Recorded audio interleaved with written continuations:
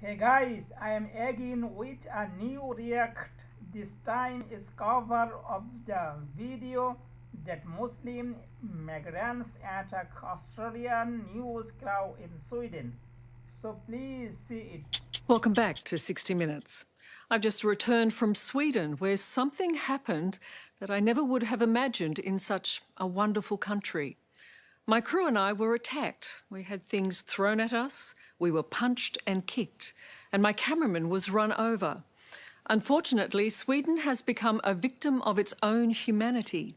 By opening its doors and welcoming hundreds of thousands of refugees and asylum seekers from the world's war zones and trouble spots, the country is experiencing serious security issues.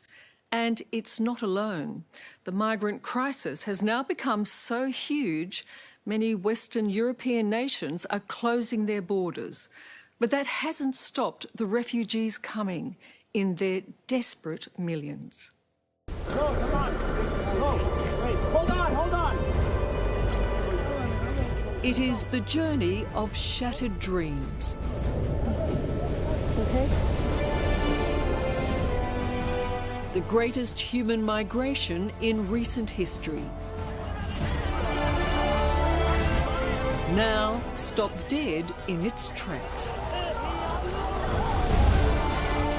You could feel the hatred in their eyes, like, I'm gonna be waiting for you. If you do one move, like, you're dead or something. And as the welcome runs out, too many people and too many people of the wrong kind. anger boils over. Stop it.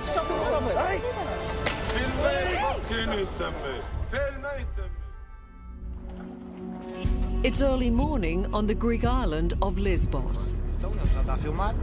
And Ricardo Matteo and his team are preparing to search for the boatloads of refugees who will have already embarked on their journey from Turkey. A perilous crossing that has so far claimed 4,000 lives. You've been doing this for a while now. Yes. Has it surprised you, the number of people who keep coming? Yes, every day. When the weather is good, we have many people coming. We didn't expect so much people. Ricardo and his crew are Portuguese maritime police, helping Greece in the face of an overwhelming refugee crisis. And we're barely out of the harbour when we see the human face of that crisis. A small boat with, it seems, 2 or 3 people aboard, actually concealing more than 35 men, women and children. Okay, come on. This girl with this baby, come on. Yes. Hey, hold on. You have to hold on. Don't let go. Hold on. Hold. Two hands. The Portuguese crew may sound tough, but this is about saving lives. Hold on. Come here. Hold the baby. Sit there.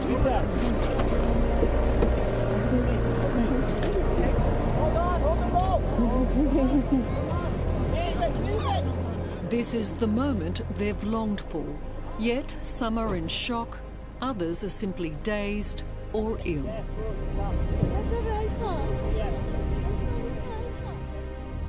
So they've gone from one boat to another. That one took them from hell. This one's taking them to what they hope will be a new life.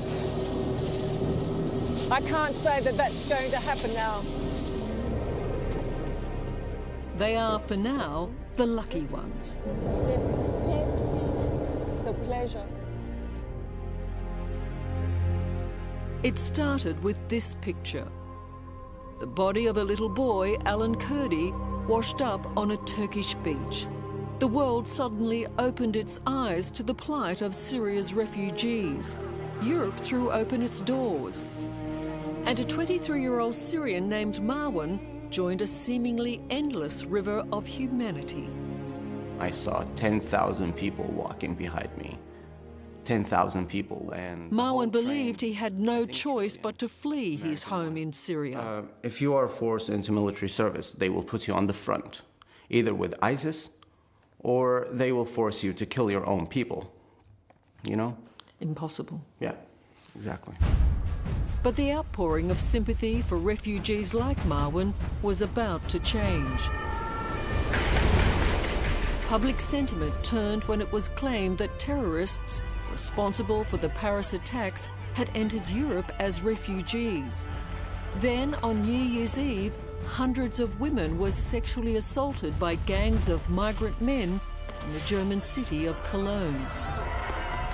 As Marwan made his way to Sweden, borders across Europe began to slam shut behind him.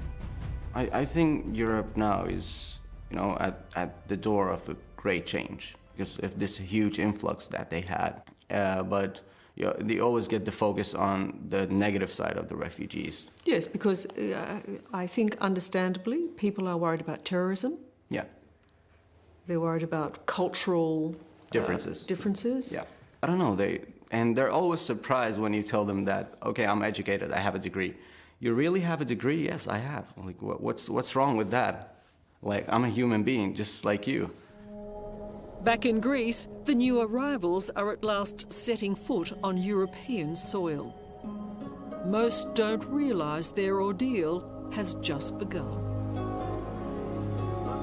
So they would come from here, and they would come through our welcome sign. At 26, Aisha Keller is in charge of 1,000 refugees in this camp on Lesbos, staffed entirely by unpaid volunteers. As you can see, when you leave, you get this message. Safe passage. Safe passage. That of course has changed now. It has, unfortunately. This was supposed to be a transit camp, a place where refugees could rest for a few days before moving on into Europe. It's a very orderly queue. Oh yeah, absolutely. But many have now been here for weeks, and for them, the island of Lesbos has become a prison. They almost feel like there's no hope because Europe doesn't want them anymore, and they come here and they go, well, why? What am I doing? If Greece has carried more than its share of the burden, so too has Sweden. A nation with less than half the population of Australia took in 165,000 refugees last year alone and is starting to buckle under the pressure. This is a country that's barely coping. Only 6 months ago, Sweden was proudly proclaiming itself the humanitarian superpower of the world. Now it's closing its borders to refugees without identity papers. And its neighbours are being even tougher. Denmark is stripping asylum seekers of valuables to help pay for their upkeep, confiscating cash and jewellery, basically everything except wedding rings. The message couldn't be clearer. Please, no more refugees. Is it refugee overload? Yes, it's a refugee overload. That's a good word. Just too many people? Too many people, and too many people of the wrong kind. Like many of his countrymen, Jan Hunnesson is calling time. This one-time school teacher and more recently political activist says Sweden is on the brink of an economic and cultural disaster. The problem with a generous welfare state like Sweden is that we're very, very soft. And this is an example, he says, of Sweden's too trusting acceptance of young refugees. Men posing as boys to claim special treatment. This is an athlete, and he's called Sweden's fastest 14-year-old. So he is said to be a 14-year-old? Yes. It's a bit hilarious, but if you're 18 and above, you don't get the benefits that you get if you're under 18, and you can't be thrown out with the same kind of laws and force. Will the generosity stop? Well, if you call it that generosity to ruin your own country, yes, it has to stop, but I think we're still generous. Have you seen your fellow refugee? Yeah. Let this side down. Of course, you always have like really bad refugees. People who just take everything for free, who cannot wait, to take their chance. It's frustrating. It is frustrating, but you got to keep strong. You got to do it for yourself and for your family. And I hope I'll be able to prove something, actually. For all its generosity, Sweden is now grappling with communities of disaffected migrants who can't find jobs and have few prospects. The country's image was shattered 3 years ago when riots broke out in the Stockholm suburb of Husby. There are now 55 declared no-go zones in Sweden where police have to escort ambulances to ensure their safety.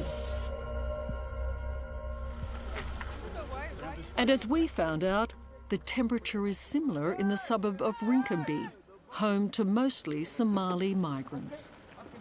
Within minutes of us arriving, a group of young men make it clear we're not wanted and deliberately run down our cameraman. Whoops!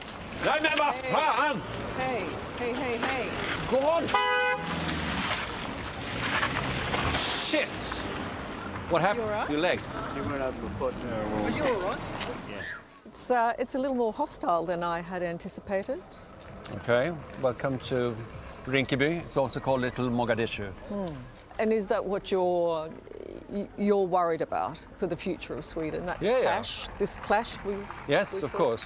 Now, one of your film crew members was run over by a car here, and it took us 1.5 minutes. So Yes, we're literally just out of the car and and aggression. they didn't have any reason to do that, did they?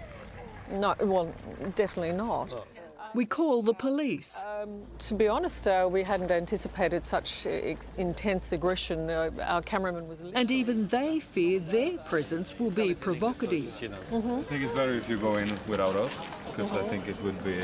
very aggressive. Yeah, if Okay. we're young. So we will stay here, and if it is... That's fine. You watch us. Perfect. Thank you. Okay, thank you. Majority here are Muslims from East Africa, and they don't assimilate well into the Swedish culture and society, and they're unemployed, and they're poor. So you add all these factors together, and their youth are feeling marginalized and don't speak Swedish very well, so they don't get jobs or get into the Swedish youth culture either. But not everyone is hostile. Oh, okay. Yeah, my cousin lives in Melbourne. Many locals are polite and friendly and happy to talk. It's good. Yeah. I'm very happy. But what happened next changed everything. The police leave, and as we prepare to go, young men masking their faces arrive. Good, you're doing good. You're doing good? Yeah. Okay, very good. Take it easy. Okay, you too. And attack. Go! Mate! Go! Don't you touch me! Okay, we're gonna do. Excuse me. No, please. Get out of here. No, we are leaving, but you don't need to hurt us. There's no need to be unkind. Hey, You can't film. No, don't do it. The gang's attention turns when a local intervenes and drives his mobility scooter into the most violent attacker. Move. We've been individually attacked. Soundman has been punched, the producer's been punched, you've been run over, the cameraman. We've all been assaulted and insulted. It's best we leave. For refugees like Marwan, the hostility and the changing mood in his adopted country make him uneasy about his future. There is a part of you that's fearful that you will be turned back. Yeah, of course. You always have doubt. We're human beings. We always have doubt. There are no easy answers, no simple solutions to this epic humanitarian crisis. But there are still plenty of people trying to help. Young men and women who could be leading comfortable lives, but who choose not to look the other way. Everyone who's in this camp crossed from Turkey to Greece, and everyone who arrives says it's one of the most terrifying things they've ever done. They know what they're letting themselves in for. You don't let yourself in for that if you have a different option. What do you feel when you're helping children on board? How do you cope? Every day we have this experience. For me, for today, it's worse because yesterday I was a father, and Today I look at the children in a different way. It breaks your heart. Yes, and now I'm a father. Oh my God. Really breaks your Look, heart. I'm shaking. Yeah, I can understand. Do their faces stay with you? Yes, it's every day like this.